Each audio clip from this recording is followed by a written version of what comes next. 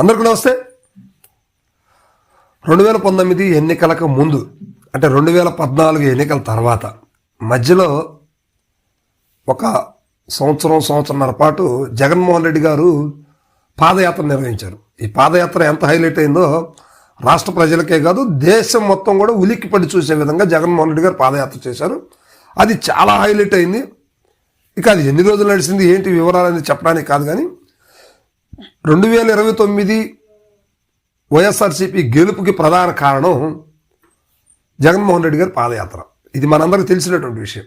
అయితే కానీ 2024 ఎన్నికల్లో వైఎస్ఆర్సీపీ ఘోరంగా పరాభవం చెందింది.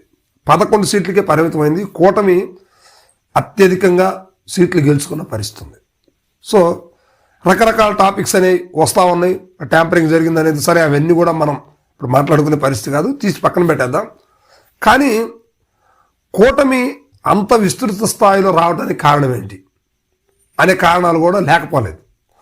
సరే, ఏది ఏమైనప్పటికీ జగన్మోహన్ రెడ్డి గారు అన్ని పథకాలు ఇచ్చినప్పటికీ ప్రజలు మారాలనుకుంటున్నారు, మార్పు చెందారు కాబట్టి కూటమికి మరలా అవకాశం ఇచ్చారు. సో ఇప్పుడు జగన్మోహన్ రెడ్డి గారు 11 సీట్లతోటి ప్రతిపక్ష హోదాని కూడా సరిగా పొందలేని పరిస్థితి. కూటమి మాత్రం వీళ్ళు అసెంబ్లీకి వెళ్తే ఎక్కి పైన కూర్చొని తొక్కే పరిస్థితి అయితే ఉంది. సో ఇలాంటి పరిస్థితిలో వైఎస్ఆర్సీపీలో ఉన్నటువంటి 11 మంది ఎమ్మెల్యేలు అసెంబ్లీకి కూడా కరువు అయ్యే పరిస్థితి కనిపిస్తూ ఉంది.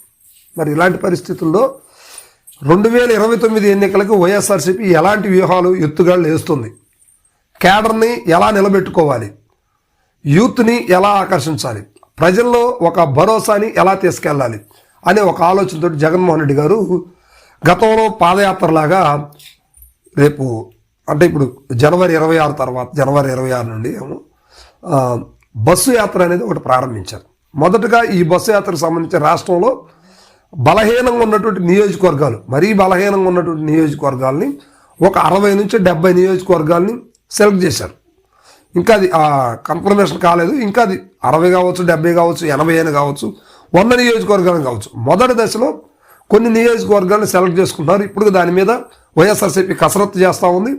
ఈ నియోజకవర్గాల లిస్టు రేపు జనవరి 26కి వాళ్ళు అనుకున్న ప్రకారంగా జరిగితే ఖచ్చితంగా 26 నుంచి అది ప్రారంభించే అవకాశం ఉంది. అయితే ఆ బస్సు యాత్రలో సీనియర్ నాయకులతో కలిసి జగన్మోహన్ రెడ్డి గారు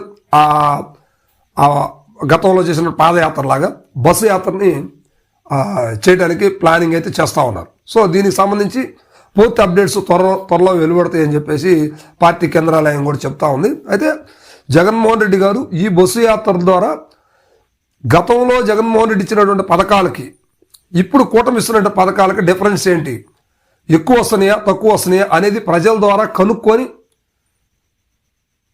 మరలా కొత్త విధానాన్ని తీసుకురావడం కోసం జగన్మోహన్ రెడ్డి గారు ఒక ప్లాన్ తోటి అయితే ఈ బస్సు యాత్ర ప్రారంభిస్తున్నారు. మరి ఈ బస్సు యాత్ర ఎంతవరకు సక్సెస్ అవుతుంది ఏంటి అనేది మాత్రం కొంచెం ఆలోచించాల్సిన విషయం. కానీ గతంలో జగన్మోహన్ రెడ్డి గారు చేసినటువంటి పాదయాత్ర, దానికి ముందు వారి నాన్నగారు చనిపోయినప్పుడు చేసినటువంటి ఓదార్పు యాత్ర ఎంతగానో సక్సెస్ అయ్యాయన్న విషయం మనందరికీ తెలుసు. సో అది మరి ఇప్పుడు జగన్ గారి బస్సు యాత్ర ఎంతవరకు సక్సెస్ అవుతుంది, కూటమి అసలు చేయనిస్తుందా, చేయనిస్తే ఎంతవరకు చేయనిస్తుంది, కూటమి పెట్టేటువంటి ఇబ్బందుల్ని తట్టుకొని వైఎస్ఆర్సీపీ ఈ బస్సు యాత్రని నిలబెట్టగలదా, నడిపించగలదా అనేది ఇప్పుడు రాష్ట్ర వ్యాప్తంగా కూడా సంచలనంగా మారినటువంటి అంశం అన్నమాట.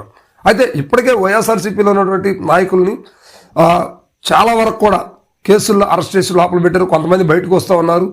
ఈరోజు జోగి రమేష్ గారు కూడా నిన్న ఈరోజు కూడా జైలు నుంచి విడుదల కావడం జరిగింది.